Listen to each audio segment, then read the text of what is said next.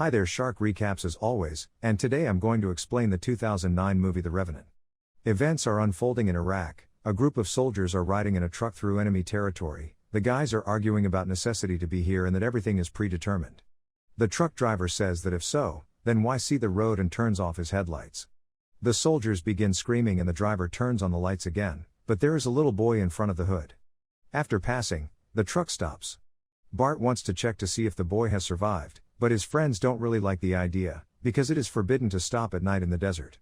Not listening to his comrades, Bart goes outside and sees a boy alive on the road. At the same time, the guys in the car turn off the lights to avoid attracting attention. Losing sight of the infant, Bart pulls on his night vision goggles and notices a group of armed men, but it's too late. We see the farewell ceremony to him. When the girl comes to the coffin, she cries, kisses the envelope and puts it in his breast pocket. One by one, everyone approaches the coffin with flowers and various items. His best friend comes last and throws a rose. After the ceremony, his girlfriend and her friends remember Bart. The friends are talking about life after death. Bart's sweetheart thinks he went off to war just to avoid being together with her. His best friend Joy denies this, saying that Bart wanted to propose to her, even asking him to pick up a ring.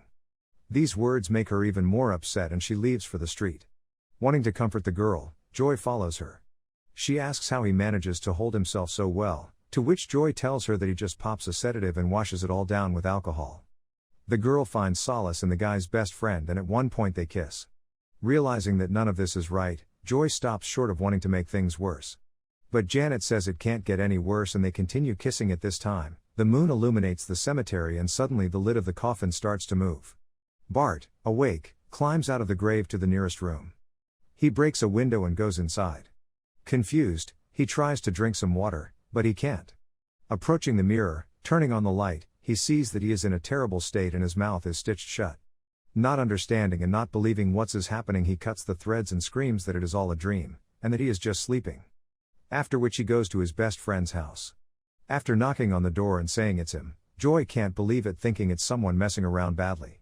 Still, he opens the door and can't believe it's real. Bart asks to be let in, assuring he won't attack. Upon entering the house, Joy says that it looks and smells bad, because it's already begun to rot. Bart begins to ask how Janet is holding up, to which Joy says that she is holding up and trying to get on with her life like everyone else. Bart gets sick and his friend, realizing that he hasn't eaten in 3 weeks, brings him a pizza. After taking a bite, he begins to vomit on the floor. They decide to go to the hospital. At the examination, Bart tells them that he has been buried alive and has already begun to decompose. The girl doctor tries to examine him and asks him to take off his shirt. When she sees the huge scar and the bullet wounds on his body, she is frightened and calls the police. Hearing this, Joy hurries to pick him up before the cops arrive. In the car, they decide they should try to relax and go back to Joy's house to blow, but Bart falls to the ground and passes out.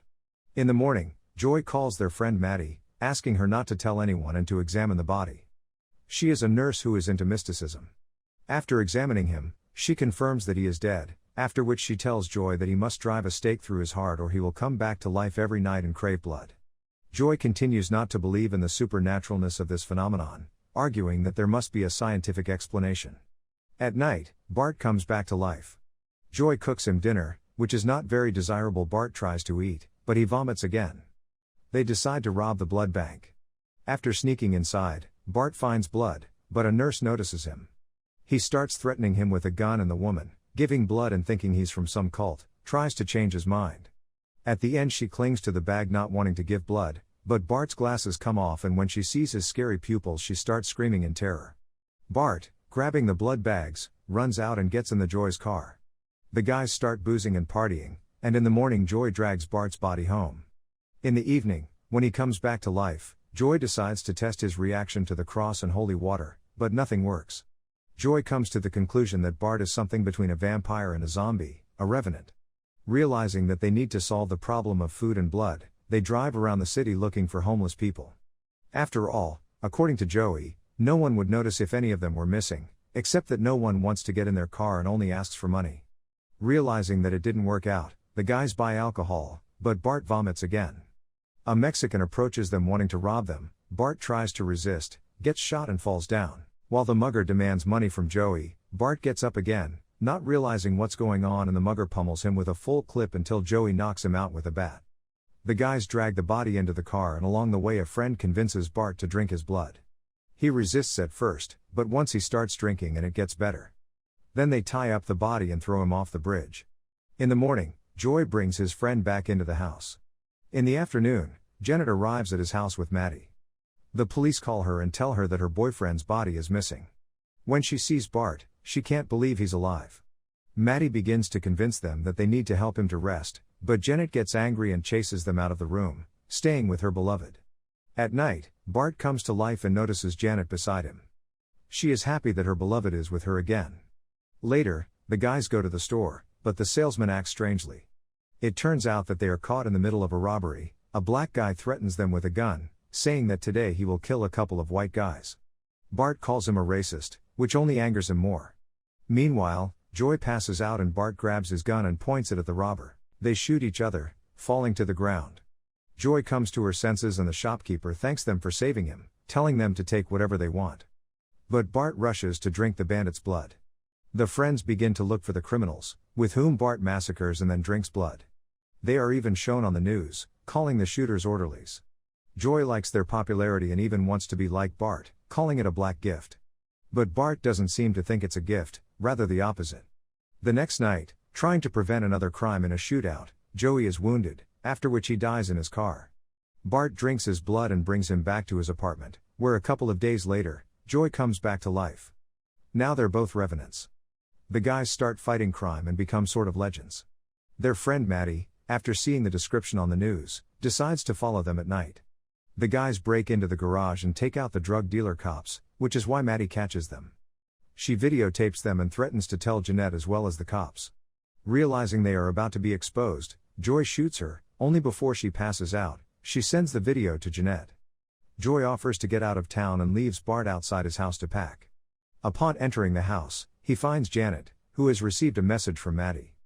Bart tries to explain that he needs to drink blood to survive, and the girl offers herself as a vessel.